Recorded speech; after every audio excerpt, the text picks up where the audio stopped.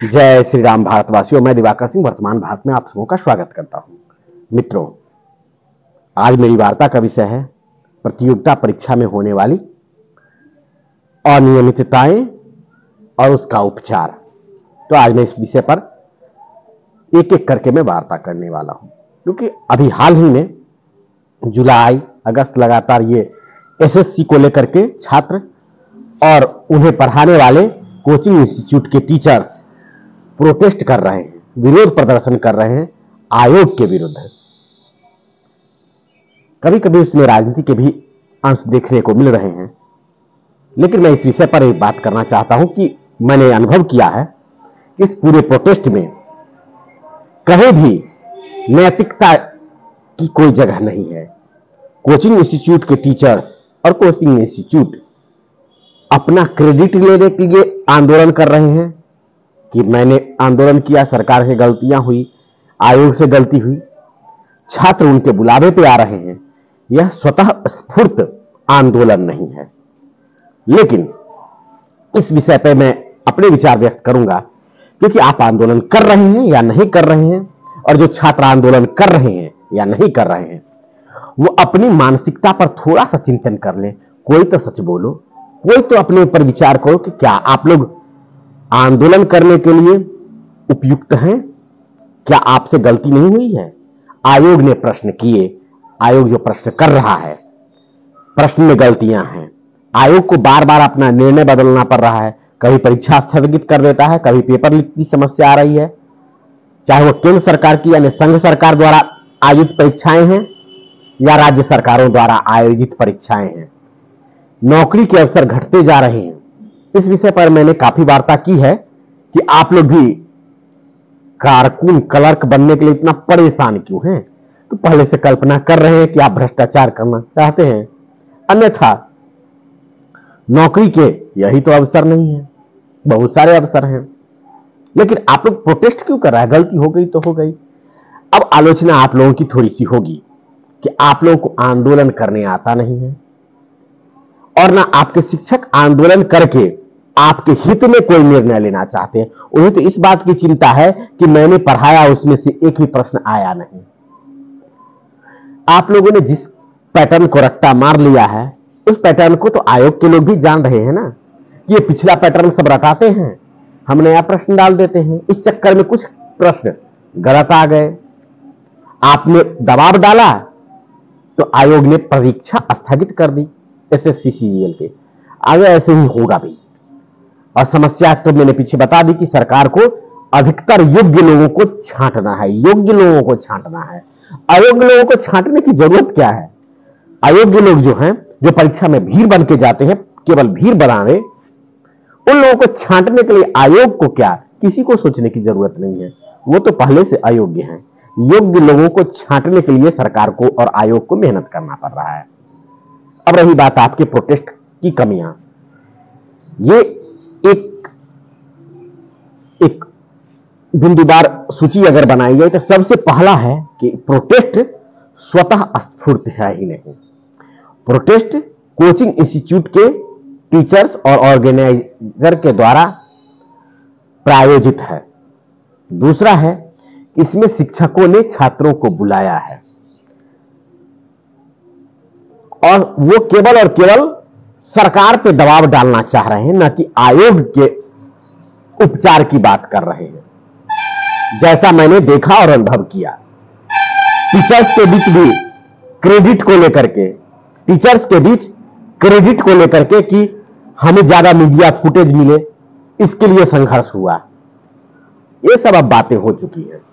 अब media footage के लिए संघर्ष होना, कॉम्पिटिटिव एग्जामिनेशन की तैयारी करने वाले, तो जान लीजिए मैं कॉम्पिटिटिव एग्जामिनेशन की तैयारी कभी किया नहीं हूं, लेकिन ठीक ठाक आदमी हूं, सर्विस कर रहा हूं। अब ये बताता हूं, आप लोग कॉम्पिटिटिव एग्जामिनेशन की तैयारी करते हैं, आपने खूब पढ़ाई की है, एसएससी में मैथमेटिक्स, लॉजिक, इस सब पर क्वेश्चन होते हैं ज्यादा। लेकिन किसी भी कॉम्पिटिटिव एग्जामिनेशन में कुछ ऐसे प्रश्न आते हैं जो व्यवहारिक और व्यापक होते हैं। आपने अगर ईमानदारी से पढ़ाई की होती अपने स्कूल और कॉलेज के लाइफ में, तो किसी कोचिंग इंस्टीट्यूट के पास जाने की जरूरत नहीं थी। तो आपकी कमजोरी यह है, आपके पास इंफॉर्मेशन स्टोर है ब्रेन में, और ये जान लीजिए इसकी एक कमी भी है। सरकार को धीरे धीरे आप जैसे कारकुनों की, क्लर्क की जरूरत खत्म हो रही है। उसके जगह पे स्किल्ड स्किल्ड प्रोफेशनल्स चाहिए, जो कंप्यूटर एप्लीकेशंस में एक्सपर्ट हो, जो मैथमेटिकल कैलकुलेशन के लिए कंप्यूटर के एप्लीकेशन, यानी जिसको आप प्रोग्राम या सॉफ्टवेयर बोलते हैं, उसका बेहतर ढंग से इस्तेमाल करते हैं। और ये मार्केट में ठेके पे मिल जाते हैं। जो पहले क्लर्क का काम होता था, अब तो प्राइवेट एजेंसियों के द्वारा काम करवाया जाता है, डेटा एंट्री ऑपरेटर के जरिए करवाया जा रहा है। तो फिर आपकी जरूरत है भी नहीं सरकार को। तो प्रश्न बनाने वाले तो आपको छांटने के लिए प्रश्न बना रहे हैं।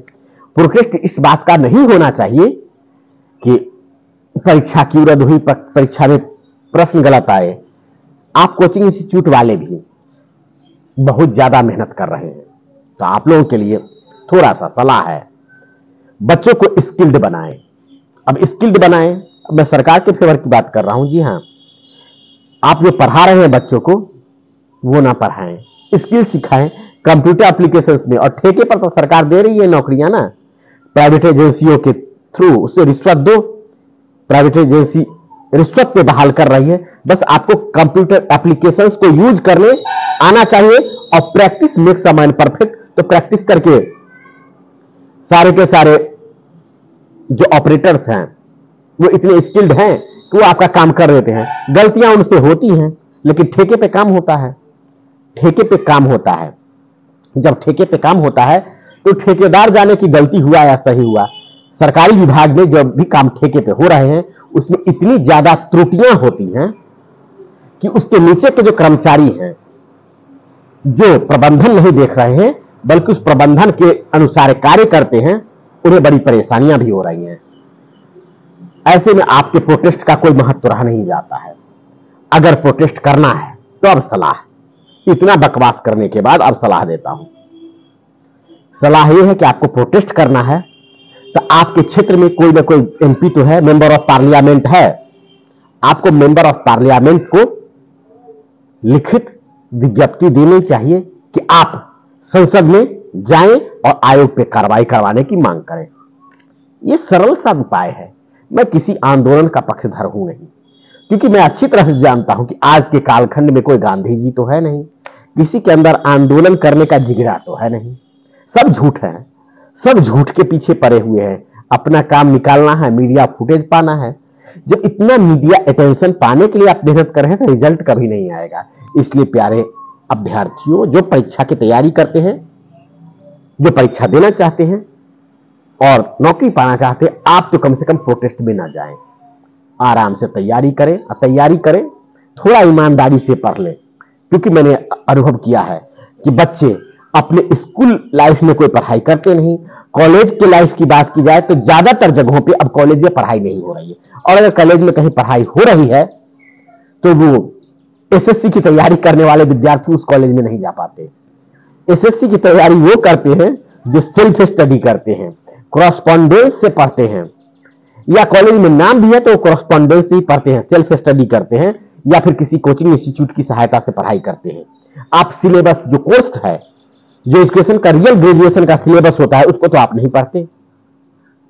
ऐसे में आप लोगों से एक निवेदन है, आप लोग प्रोटेस्ट में शामिल ना हो, क्योंकि आपका वो टाइम किल हो रहा है। टाइम किल ना करें, अपने सिलेबस, जो ग्रेजुएशन का सिलेबस है, उसे जी भर के पढ़ें। जो रेफरेंस बुक है उसे पढ़ें, ज्ञान तो होगा। मैं ऐसा क्यों कह रहा हूं? मैं ऐसा इसलिए कह रहा हूं क्योंकि आपसे परीक्षा जो भी आयोजित की जाती है वह आपकी योग्यता की जांच होती है, ना कि आपकी चीटिंग कैपेसिटी की। जो काम कोचिंग इंस्टीट्यूट आपको चीटिंग कैपेसिटी को बढ़ाने का काम करते हैं। आप इतने क्वेश्चन रट लें और परीक्षा में जाएं, आप सफल हो जाएं। आपको क्वेश्चन रटाया जाता है, आंसर रटाया जाता है। हाँ, मैथमेटिक्स का जो एसएससीआर में क्वेश्चन होता है तो कुछ लॉजिक, कुछ क्वेश्चंस ऐसे होते हैं जिसके प्रैक्टिस भी करवाए जाते हैं, प्रैक्टिस आपसे करवाए जाते हैं, लेकिन आपको मैथमेटिक्स के सिद्धांत नहीं बताए जाते। आप कोई रामानुजन बनने नहीं चले हैं, ये आपको ही पता है, कोचिंग इंस्टीट्यूट को भी पता है, इसलिए आप कभी सफल नहीं होंगे। एक सरकार की दृष्टि से, मैं भी अपने आप को शासक की दृष्टि से हमेशा बोलता हूं तो एक शासक की दृष्टि से मैं आप लोग को बता दूं कि अगर मैं देश का शासक हूं, मैं स्पष्ट शब्द कहता हूं, अगर मैं देश का शासक हूं तो आप लोगों को लात मार के भगा दूंगा, नौकरी नहीं दूंगा, क्योंकि आप में नौकरी करने की योग्यता नहीं, चीटिंग करने की योग्यता होती है। मैंने देखा है क्लर्क लोग बैठ के कुर्सी तोड़ते हैं और सारे भ्रष्टाचारी होते हैं। अब कहेंगे कि सेक्रेटरिएट में बैठे हुए क्लर्क तो ऐसे नहीं होते हैं। जी हां, होते हैं। वो रिश्वत कैसे लिया जाए इस पर पूरा दिमाग खर्च कर रहे होते हैं। उनके पास मैथमेटिकल अभियोग्यता की ज्यादा जरूरत होती नहीं है। वो केवल अच्छे लिटरेचर लिख दे, लिखा हुआ पिछला बयान पढ़ते हैं कि पिछले वाले ने किस लिटरेचर में लिखा है, आगे लिटरेचर लिखते हैं। कोई भी आदेश होता है, वो भी विज्ञप्तियां, आदेश, ये सब कंप्यूटराइज होते हैं। उनकी भी योग्यता नहीं, उसकी जरूरत ही नहीं पड़ रही है। लेकिन अगर मैं शासक होता हूं तो मुझे इसकी जरूरत पड़ेगी ऐसे योग्य लोगों की जिसके पास अपना नॉलेज हो, जो अपने सिलेबस को जानते हैं, जिसे किसी भी विषय पे अगर कहा जाए कि नई योजना बना करके दो, प्लानिंग करके दो, जो सेक्रेटरी का काम है कि अध्यक्ष या जो आयोग का अधिकारी है उसने जो योजना बनाई उस योजना को क्रियान्वित करने के लिए रूपरेखा तैयार करे, प्रारूप तैयार करे। यह सब करने की योग्यता आप में होनी चाहिए। यह काम तो आपका कंप्यूटर कर रहा है, आप में सबका स्किल है नहीं, क्योंकि कोचिंग इंस्टीट्यूट आपको स्किल नहीं देता, आपको चीटिंग कैपेसिटी देता है। और सरकार को स्किल्ड लोग चाहिए। कोई भी सत्ता में शासक हो उसे योग्य व्यक्ति चाहिए, कौशल पूर्ण व्यक्ति चाहिए। कौशल की पूछ है, तो इसलिए यह सलाह यह है कि प्रोटेस्ट ना करें। और सही रास्ता भी मैंने आपको बता दिया। अगर प्रोटेस्ट करना है तो सारे के सारे एमपीज, चाहे पक्ष के हो या विपक्ष के हो, उन्हें जो आपके क्षेत्र से जुड़े हुए, आप भी तो कहीं ना किसी क्षेत्र के वोटर हैं या आपके माता पिता किसी जगह वोटर हैं, तो उससे लिख करके उन्हें भेजें और उन्हें एक चिट्ठी भी दे दे, अल्टीमेटम दे कि अगर संसद की कार्रवाई में हमारे द्वारा पूछा गया प्रश्न, मेरे द्वारा पूछा गया प्रश्न, और ये सारे पत्र इंडिविजुअल होने चाहिए, क्योंकि समस्या आप प्रतिभागियों की है, आपके माता पिता की है कि आपके बच्चों का करियर दांव पे लगा है, ना कि कोचिंग इंस्टीट्यूट की जिम्मेदारी है। आप व्यक्तिगत रूप से पत्र लिखें और पत्र हाथ में सौंपे, उनसे समय लें और सबके सब एक साथ ऐसा करें। आपकी समस्या का हल 5 दिन में हो जाएगा, क्योंकि कोई भी एमपी आपके विरुद्ध नहीं बोलेगा। लेकिन अगर आप संगठित होकर के दबाव समूह के रूप में काम करेंगे, अगर आप दबाव समूह के रूप में काम करेंगे तो कोई भी पॉलिटिकल लीडर अच्छी तरह से जानता है कि आपकी योग्यता और आपकी क्षमता कितनी है। वो सभी जानते हैं कि आप लोग महामूर्ख हैं, आप वोट के गुलाम हैं, वोट देने के बाद आपके पास कोई ताकत नहीं है। इसलिए ये जो मैं टेक्निक बता रहा हूं, ये टेक्निक है गांधीवादी टेक्निक। पहले तो विज्ञप्ति दो, निवेदन पत्र करो, सबसे निवेदन करो कि हमने आपको चुना, आप हमारे क्षेत्र के हैं, आप हमारी मांग रखें। क्योंकि वोट तो आपके माता पिता भी देते हैं, आप भी देने वाले हैं। बहुत सारे लोग 40 की उम्र में चले गए हैं, 18 से ऊपर वाले ही इसमें परीक्षा, प्रतियोगिता परीक्षा में बैठ रहे हैं, तो आप वोटर भी हैं कहीं के। तो आप अपने एमपीज को खोजिए और उनके हाथ में थमाइए। ईमेल बिल्कुल मत कीजिए, ईमेल नहीं, इंटरनेट से कोई काम मत कीजिए। आप लिखित रूप से हार्ड कॉपी दीजिए और उनसे ऑटोग्राफ ले लीजिए। मैं नहीं कहूंगा कि रिसीविंग लीजिए, ऑटोग्राफ लीजिए उस नेताजी का। अब वो नेताजी को भी वो लालच होगा जो आपके टीचर्स को लालच है मीडिया फुटेज पाने का, फिर वो आपका काम आसानी से कर देंगे। संसद में आपकी आवाज उठाने के लिए वो विवश होंगे, लेकिन आज तक आपने किसी भी व्यवस्था को तो सीखा नहीं। गांधी जी सिर्फ किताबों में रह गए, उनका ये याद करते हैं उनका जन्म कब हुआ, उन्होंने कब कौन सा आंदोलन में कौन सा लेक्चर दिया, वो कौन गोलमेज सम्मेलन में बैठे, इसको पढ़ा है ना आपने कंपटीशन की तैयारी में। गांधी जी करते क्या थे इसको नहीं जानते। तो गांधीवादी तरीका में बता रहा हूं, लिख करके दो सारे एमपीज को जो आपके एरिया से हैं, उन्हें लिख करके दो। समस्या का समाधान 5 दिन में हो जाएगा। जो आप चाहोगे वही होगा।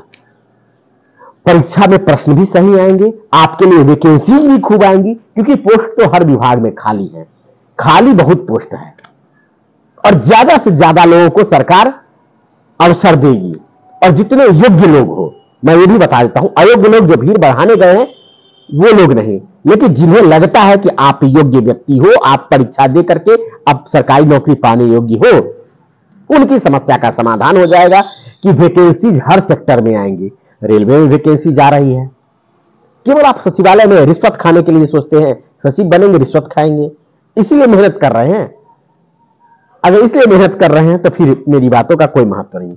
अगर सही में नौकरी पाना चाहते हैं और काम करना चाहते हैं तो इस गांधीवादी तरीके का इस्तेमाल करें, आपकी सहायता भी हो जाएगी और आपकी सफलता सुनिश्चित हो जाएगी। और सिर्फ आपकी नहीं, आप जो अभी परीक्षा देने वाले हैं 18 वर्ष से ऊपर के लोग, और 21, 22, 25 के भी होंगे आप लोग, और 40 वर्ष के बुढ़े नहीं होंगे, कोई बात नहीं है, लेकिन जो लोग हैं पीछे, माता पिता आपके हैं, उन लोगों के लिए भी कि आपके बच्चे अगर परीक्षा दे रहे हैं तो उनके हित में भी आप काम करें और इंडिविजुअल लेटर लिखें और उन्हें हाथ में दे और उनका ऑटोग्राफ ले ले। एक को आप जो आप आवेदन देते हैं, निवेदन करते हैं अपने एमपी से, उसी का एक फोटोकॉपी रखें और उस पर ऑटोग्राफ ले ले नेताजी का। इसी पेज पे ऑटोग्राफ ले ले, मैं थोड़ा सा उठपटांग बात कर रहा हूं, ऑटोग्राफ या रिसीविंग का सिग्नेचर ले ले, बिल्कुल सिग्नेचर ले ले कि आपने ये दिया। फिर आपके विरुद्ध कोई आंदोलन में डंडा भी नहीं मार पाएगा। और ये इस काम के लिए आपको बहुत ज्यादा खर्चा नहीं करना है, दिल्ली जाना सबको पूरे देश से जरूरी नहीं है, दिल्ली की जनता को भी परेशान करने की कोई जरूरत नहीं है, एमपीज आपका काम सस्ते में कर देंगे। ठीक है, तो मेरी ये सलाह और मेरी यह विश्लेषण आपको कैसा लगा लिख सकते हैं। तब तक के लिए धन्यवाद। जय श्री राम।